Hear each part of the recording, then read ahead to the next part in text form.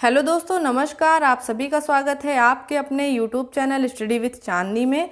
जैसा कि दोस्तों आप सबको पता है कि UP triple S C JE 2016 का एग्ज़ाम 19 दिसंबर 2021 दिन रविवार को होना तय हुआ है। बात कर लें यदि दोस्तों उसके सिलेबस की, तो उसके सिलेबस में आपका जो कंप्यूटर का वेटेज है काफ़ी अच्छा खासा है। मैं पिछले वीडियो में भी आपसे काफ़ी डिस्कस कर चुकी हूँ। इस वीडियो में मैं फिर से रिपीट कर रही हूँ। जो कंप्यूटर का टॉपिक है दोस्तों, आपको 70 से 80 नंबर दे के जाने वाला है। तो 70-80 नंबर किसी स्कोर को बढ़ाने के लिए बहुत ही ज़्यादा है दोस्तों, बहुत ही ज़्यादा है। तो इसको आप प्लीज़ इग्नोर ना करिएगा, अच्छे से तैयार कर लीजिएगा। 10 से 15 क्वेश्चन श्योर 100% आपके आने ही आने हैं। सन 2015 और 16 की बात करें तो एक सेशन में आपके 10 क्वेश्चन आए थे, अगले सेशन में आपके 20 आए थे। तो इस बार अगर एवरेज की बात करें तो 15 से 16 क्वेश्चन आ सकते हैं और एक क्वेश्चन आपका 4 नंबर का रहेगा। तो दोस्तों ये हो गई एक मैंने शॉर्ट समरी बता दी कंप्यूटर के विषय में। दोस्तों यदि इस क्लास की बात कर लें तो मैंने आपको स्टार्टिंग क्लास 1 से ही बताती मैं आ रही हूँ कि जो मैं आपको क्वेश्चन दे रही हूँ ये आपकी एनसीईआरटी बुक से हैं, महेश कुमार बड़माल की बुक के हैं। सो फ्रेंड्स, उसी के क्रम में आज ये अंतिम क्लास है, 8th क्लास है। दोस्तों मैंने हर दिन आपको 50-50 क्वेश्चन प्रोवाइड कराए हैं ताकि आपकी कम समय में अच्छे से अच्छे तैयारी हो सके। फ्रेंड्स, मैंने फर्स्ट क्लास में भी आपसे डिस्कस किया था कि जो भी मैं आपको क्वेश्चन प्रोवाइड करा रही हूँ वो आपके 1 लाइनर फॉर्म में है। चूँकि समय को देखते हुए पूरा कंप्यूटर कोर्स नहीं पढ़ा जा सकता, उसके लिए आपको 5 से 6 महीने का होना पर्याप्त है। सो फ्रेंड्स, यहाँ पर हमें मिले थे सिर्फ 25 दिन। तो 25 दिन में हम जितना भी 1 लाइनर फॉर्म में याद कर सकते थे सो हमारे लिए वही बेटर था। दोस्तों बात कर लें यदि कि अब तक हम लोग कंप्यूटर के कितने क्वेश्चन पढ़ चुके हैं, तो मैंने आपको लगभग 500 प्लस क्वेश्चन रेडी करवा दिए हैं। मैंने प्रत्येक क्वेश्चन में दोस्तों 1 या 2 हमेशा एक्स्ट्रा पॉइंट बताया है। यदि आपने कंटिन्यूअस क्लास ली है तो 50 क्वेश्चन तो सिर्फ एक टाइटल था, मैंने हर लेक्चर को 50 प्लस ही पहुंचाया है। सो फ्रेंड्स, यहाँ पर पूरे 500 प्लस क्वेश्चन तैयार हो गए हैं। अब बस बारी आपकी है कि आप उसको कितने अच्छे से अच्छा रिवीजन कर सकते हैं, अच्छे से अच्छा अपना एफर्ट उसमें डाल सकते हैं। तो दोस्तों आज ये अंतिम क्लास है। कल मैं इसकी जो क्लास डालूंगी 3 दिसंबर वाले दिन, तो वो कंप्यूटर की मैं 9 क्लास डालूंगी। उसमें सिर्फ मैं आपको प्रीवियस ईयर के क्वेश्चन ही दूंगी और उसकी भी PDF मैं टेलीग्राम पर सेंड कर दूंगी। टेलीग्राम ग्रुप का लिंक मेरे डिस्क्रिप्शन बॉक्स में है, आप ज्वाइन कर सकते हैं। प्रत्येक क्लास की PDF भी आपको वहाँ पर मिल जाएगी। सो फ्रेंड्स, चलिए आज की क्लास को स्टार्ट करते हैं समय को देखते हुए, क्योंकि समय बहुत ही कम बचा हुआ है। आज से मात्र 17 दिन बचे हुए हैं और 17 दिन में आपको ये मान के चलिए कि 15 दिन तक लगातार आपको रिवीजन करना ही करना है। 2 दिन का मैं सिर्फ आपको मार्जिन दे रही हूँ, कभी विशेष परिस्थितियाँ हो जाती हैं आप नहीं कर पाए तो 15 दिन आपको कंटिन्यूअस आज से एग्जाम तक रिविज़न करना ही करना है। सिर्फ 10 मिनट निकालिए, सारे क्वेश्चन को रिवाइज कर डालिए। क्योंकि मैंने आपको फ्रेंड्स पहली क्लास में बताया था कि मैं बहुत ज़्यादा लंबी क्लासेस नहीं रखूँगी ताकि आपको रिवीजन करने में कोई दिक्कत ना हो। छोटी छोटी क्लासेस हैं, आप कहीं बाहर भी जा रहे हैं हेडफोन लगा लीजिए, आवाज़ सुनते सुनते चले जाएंगे, अच्छा खासा आपका रिवीजन हो जाएगा। ठीक है फ्रेंड्स, तो आइए आज टॉपिक पर आते हैं। सो फ्रेंड्स, पहला प्रश्न कह रहा है विंडोज़ में कट या कॉपी की गई वस्तु को प्रयोग से पहले कहाँ रखा जाता है। तो शायद आप सब लोग जानते होंगे क्लिपबोर्ड। ये बात करें यदि कंप्यूटर की, तो कंप्यूटर में ही नहीं, यदि आप मोबाइल से भी किसी चीज़ को कॉपी करते हैं तो जैसे ही आप कॉपी करेंगे छोटा सा ऊपर लिख के आता होगा क्लिपबोर्ड, यदि आपने कभी नोटिस किया है तो आप उस कट की हुई चीज़ को, कॉपी की हुई चीज़ को यदि कहीं पर पेस्ट करने वाले हैं तो उससे पहले वो चीज़ आपकी कहाँ रहेगी, क्लिपबोर्ड में रहेगी। ठीक है, जब तक आप उसको यूज़ नहीं करेंगे। अगला प्रश्न कह रहा है प्रिंट के लिए कौन सा मेन्यू चुना जाता है। तो फाइल चुना जाता है। ठीक है, नेक्स्ट कह रहा है कि नया डॉक्यूमेंट बनाने के लिए फाइल मेन्यू पर कौन सा कमांड होता है। तो वो आपका होता है न्यू।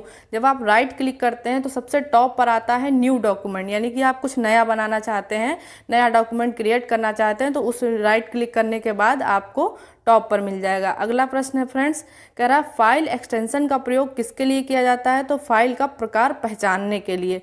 फाइल एक्सटेंशन क्या होता है दोस्तों, जैसे यदि आप कोई चीज़ सेव करते हैं, मान लीजिए आपने MP3 गाना कोई सेव किया, तो जैसे मान लीजिए जो गाने के बोल हैं फिर आगे लिखा होता है .mp3।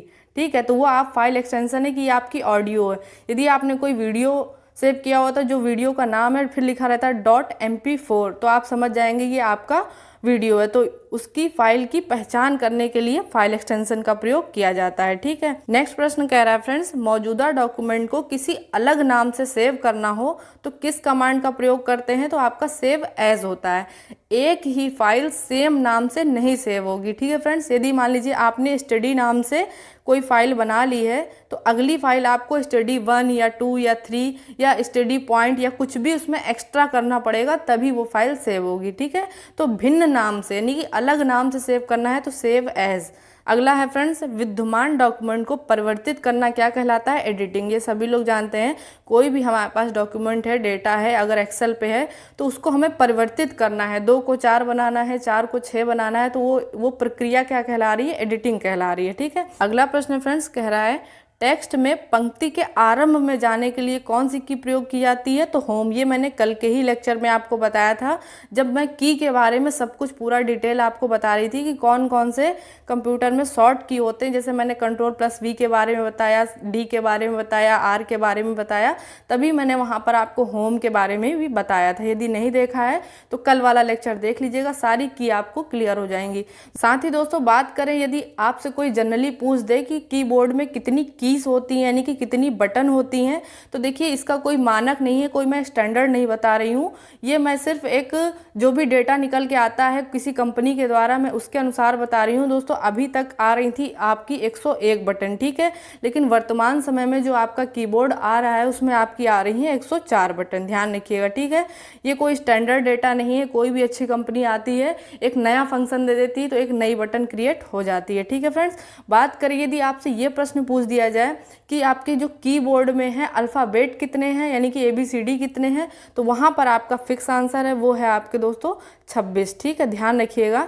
यदि आपसे पूछ दे कि कीबोर्ड में आपकी जो अल्फ़ाबेट वाली बटनें हैं वो कितनी हैं, वो हैं 26। ये फिक्स है, चाहे आपका जितना भी कीबोर्ड मॉडिफाई हो जाए, अलग लेटेस्ट बन जाए, लेकिन जो अल्फ़ाबेट की संख्या है वो आपकी 26 ही रहेगी। ठीक है, ये एक एक्स्ट्रा पॉइंट में आप याद रखिएगा। अगला फ्रेंड्स कह रहा है कि फाइल में चार्ट बनाने के लिए किसका प्रयोग किया जाता है? तो चार्ट विजार्ड का प्रयोग किया जाता है। ठीक फ्रेंड्स, इसके ऊपर एक छूट गया है, ये है फ्रेंड्स, कह रहा है कि किसी कॉलम में टेक्स्ट प्रायः किस ओर अलाइन होते हैं? तो आपका लेफ्ट साइड। इसका कहने का मतलब ये है, यदि आपका कोई सेल इस तरीके से बना हुआ है तो आपने अगर कुछ लिखना प्रारंभ किया तो वो आपके लेफ्ट साइड से इस ओर बढ़ता चला जाता है ना, तो लेफ्ट साइड से अलाइन हो रहा है। तो वो यही कह रहा है कि कोई भी जो टेक्स्ट है वो प्रायः किस ओर अलाइन होता है? तो आपका लेफ्ट ओर। ठीक है, लेफ्ट से ही आप स्टार्ट करते हैं तब वो राइट साइड बढ़ता हुआ चला जाता है। अगला कह रहा है CD एवं हार्ड डिस्क को समानता क्या कहा जाता है? तो इसको सेकेंडरी स्टोरेज डिवाइस कहा जाता है। ये मैं कई बार आपसे डिस्कस कर चुकी हूँ। ठीक है फ्रेंड्स, इसके बाद जो अगला प्रश्न कह रहा है कि माइक्रोसॉफ्ट वर्ड में यानी कि MS वर्ड में रिप्लेस विकल्प कहाँ उपलब्ध होता है? तो एडिट मेन्यू में। ठीक है फ्रेंड्स, नेक्स्ट प्रश्न है आपका कि आप अपनी पर्सनल फाइल कहाँ रखते हैं? तो माई डॉक्यूमेंट में। ठीक है, ये बहुत आज के प्रश्न बहुत ही इजी हैं, वन लाइनर हैं। कह रहा है कि आप अपनी पर्सनल फाइल यानी कि हमारी अपनी खुद की जो फाइल है वो कहाँ रहेगी? तो वो माई डॉक्यूमेंट में रहेगी। ठीक है, अगला प्रश्न कह रहा है फ्रेंड्स, एक्सेल डॉक्यूमेंट में प्रत्येक सेल को इसके सेल एड्रेस से जाना जाता है, तो वो क्या होता है? सेल का रो और कॉलम लेवल। ठीक है, उसको आपका सेल एड्रेस कहा जाता है। नेक्स्ट फ्रेंड्स कह रहा है किसी वर्ड डॉक्यूमेंट में फाइंड विंडो खोलने के लिए आपको कौन सी की प्रेस करनी है? तो F5 प्रेस करनी है। ध्यान रखिएगा, फाइंड विंडो में जाने के लिए आपकी शॉर्टकट जो की है यानी कि बटन है तो वो F5 है। जहाँ मैं की बोलूँ दोस्तों तो वो आपकी बटन से संबंधित है। ठीक है, अब आ जाते हैं यहाँ पर कुछ लैंग्वेज में। ये दोस्तों लैंग्वेज स्पेशल लैंग्वेज है जो कि आपकी सिर्फ वर्ल्ड वाइड वेब में यूज़ होती हैं। इससे पहले मैंने दोस्तों आपको 5th क्लास में भी आपको कुछ भाषाओं से अवगत कराया था। जैसे कि अगर आपको याद आ रहा हो तो कोबाल के बारे में बताया था मैंने, फोर्ट्रान के बारे में बताया था, तो सेम उसी प्रकार से हैं, लेकिन ये आपकी वेब में यूज़ होती हैं। ध्यान रखिएगा, वर्ल्ड वाइड वेब में प्रयोग होने वाली ये भाषाएँ हैं। इसका फुल फॉर्म यहाँ पर दिया हुआ है HTML बहुत इंपॉर्टेंट है दोस्तों, पूछा भी गया था। इसका फुल फॉर्म है हाइपर टेक्स्ट मार्कअप लैंग्वेज। ठीक है friends, hyper text markup language. Next है फ्रेंड्स XML, इसका फुल फॉर्म है एक्सटेंसिबल मार्कअप लैंग्वेज। ठीक है, एक्सटेंसिबल मार्कअप लैंग्वेज। फिर अगला है आपका XHTML, तो X से आपका हो गया एक्सटेंसिबल और HTML का आप ऊपर देख सकते हैं। नेक्स्ट है आपका जावास्क्रिप्ट, फिर इसके बाद इन्होंने लिख दिया है PHP hyper text pre processor. ठीक है, hyper text pre processor. So friends, यहाँ पर इन्होंने कुछ भाषाओं का उल्लेख कर दिया है। तो इन भाषाओं के अतिरिक्त मैं आपको उच्च स्तरीय भाषा 5th क्लास में बता चुकी हूँ। यदि आपने नहीं देखी है तो देख लीजिएगा जाकर। दोस्तों, यहाँ पर अगर आप अपनी डायरी में एक्स्ट्रा पॉइंट नोट डाउन करना चाहते हैं तो कर लीजिए। जो मैंने अतिरिक्त भाषाएं बताई हैं उनमें से 2 भाषाएं बहुत इंपॉर्टेंट है, मैंने उस दिन भी बताया था आपकी। एक है फोर्ट्रान, दूसरी है आपकी कोबॉल। ठीक है, एक है आपकी फोर्ट्रॉन, दूसरी है आपकी कोबॉल, जिसमें से जो फोर्ट्रॉन वाली है वो आपकी एक वैज्ञानिक भाषा है। कौन सी है? वैज्ञानिक भाषा है, यानी कि वो साइंस से जुड़ी हुई है। ठीक है, और आपकी जो कोबॉल भाषा है वो आपकी व्यावसायिक भाषा है। कौन सी है? व्यावसायिक भाषा है। ध्यान रखिएगा, फोर्ट्रॉन कौन सी है? वैज्ञानिक है, साइंस से जुड़ी हुई है, और कोबाल आपकी व्यावसायिक भाषा है। ठीक है, साथ ही दोस्तों इन भाषाओं के अतिरिक्त मैंने आपको कल की क्लास में कुछ फुल फॉर्म भी बताए थे जो कि आपके एग्जाम के पॉइंट ऑफ व्यू से बहुत ज़्यादा इंपॉर्टेंट है। उन फुल फॉर्म को आप एक बार ज़रूर रिवीजन करिएगा, उनमें से एक प्रश्न ज़रूर आएगा। दोस्तों, मैंने कल आपको बहुत सारे बताए, जैसे आपको स्वान के बारे में बताया, HTTP के बारे में बताया, रोम एंड रैम के बारे में बताया, DVD के बारे में, CD के बारे में। इस तरीके से बहुत सारे शॉर्ट टर्म थे, SMS वगैरह, तो उनको आप ज़रूर रिवीजन करिएगा। दोस्तों, यहाँ पर मैं एक अतिरिक्त पॉइंट और बताना चाहूँगी। जो मैंने आपको रोम एंड रैम के बारे में बताया था, रैम का फुल फॉर्म है आपका रैंडम एक्सेस मेमोरी, और रोम का है रीड ओनली मेमोरी। यहाँ पर आप एक्स्ट्रा पॉइंट अपनी डायरी में नोट डाउन कर सकते हैं। रोम के और भी कई सारे पार्ट होते हैं, लेकिन यहाँ पर जो इम्पोर्टेंट है मैं उसके बारे में चर्चा कर रही हूँ, आप चाहें तो लिख सकते हैं। पहला है दोस्तों आपका पी रोम। ठीक है, इसको आप ई प्रोम भी पढ़ सकते हैं, जैसा आपको प्रोनाउंसिएशन में सही लगे आप उस तरीके से इसको अपने दिमाग में बैठा लीजिए। पहला है आपका पी रोम, इसका फुल फॉर्म है दोस्तों, रोम का तो आप सबको पता ही है, रीड ओनली मेमोरी।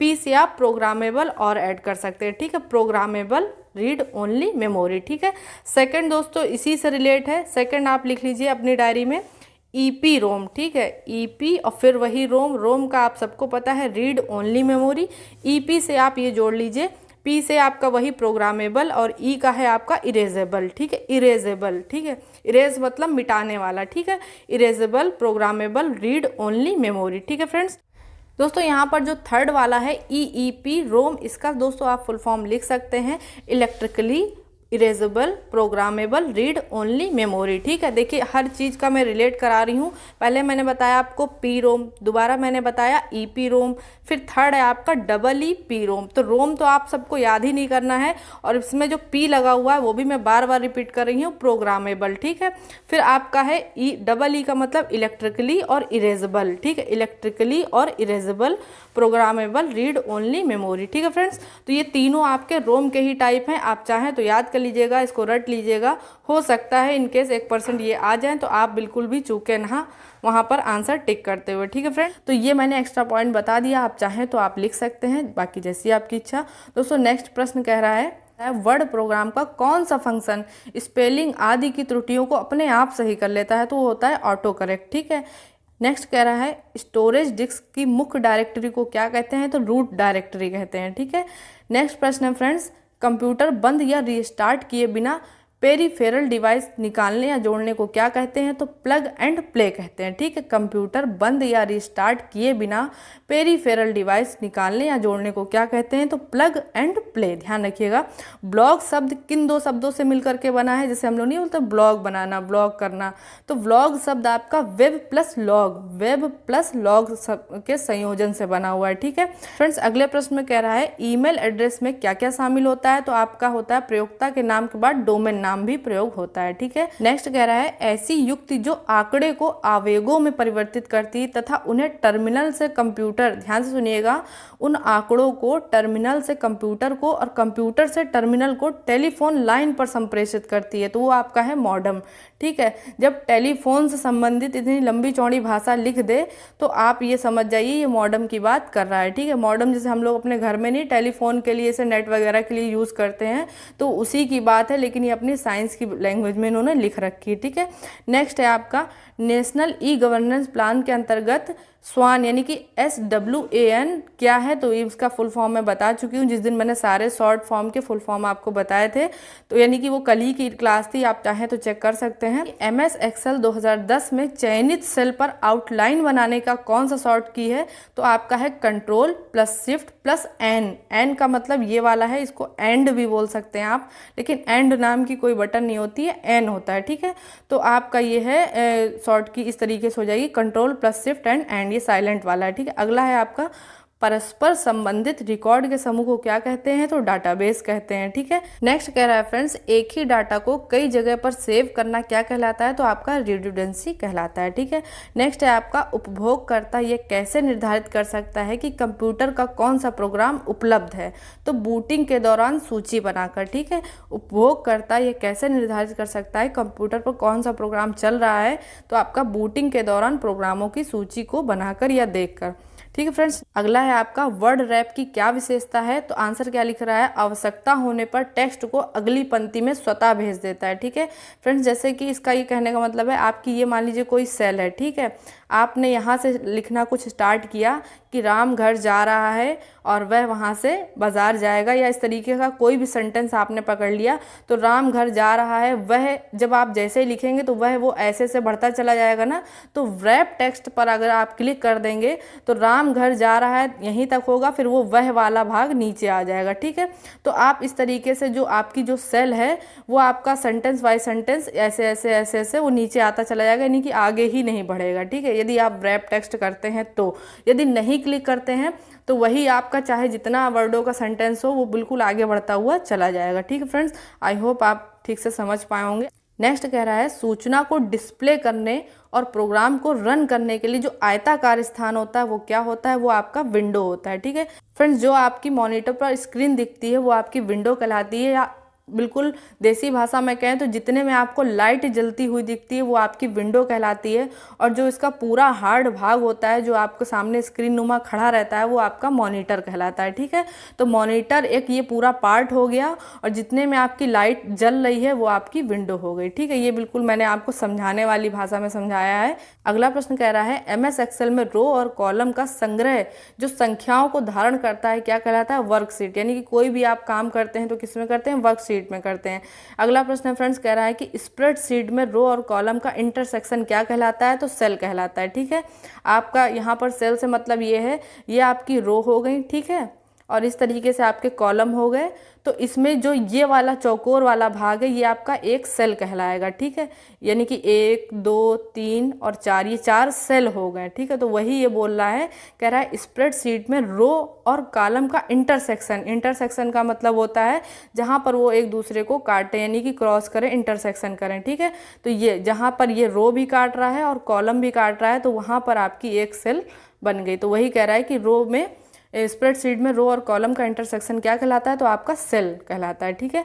अगला प्रश्न है फ्रेंड्स, कह रहा है डाटा को किसी लॉजिकल आधार पर व्यवस्थित करना तो सॉर्टिंग कहलाता है। ये मैं आपको पहले भी बता चुकी हूँ, ठीक है। लास्ट में दोस्तों ये स्पेशल लाइन क्या लिख रहे हैं, कह रहे हैं टेलीग्राफ की खोज सन 1835 में सैमुअल FB मोर्स तथा सर चार्ल्स व्हीटस्टोन द्वारा की गई, ठीक। ध्यान से सुनिएगा फ्रेंड्स, टेलीग्राफ कह रहे हैं, टेलीग्राम नहीं, ठीक है। तो टेलीग्राफ की खोज 1835 में हुई सैमुअल FB मोर्स के द्वारा तथा सर चार्ल्स व्हीटस्टोन के द्वारा, ठीक है। सर चार्ल्स व्हीटस्टोन के द्वारा की गई किसकी खोज, आपकी टेलीग्राफ की खोज, ठीक है। तो आई होप आपको आज का क्लियर हो गया होगा। सो फ्रेंड्स यहाँ पर अपने 50 क्वेश्चन तैयार हो गए हैं।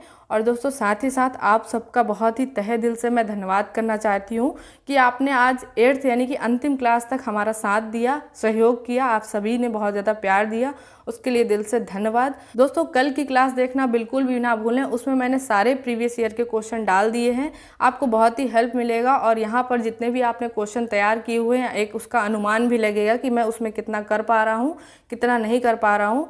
सो फ्रेंड्स वीडियो थोड़ा सा भी अच्छा लगे तो वीडियो को लाइक कर दीजिएगा, मेहनत सही लगे तो चैनल को सब्सक्राइब कर दीजिएगा। मिलती हूँ दोस्तों नेक्स्ट वीडियो में एक नए अपडेट के साथ में, तब तक के लिए जय हिंद।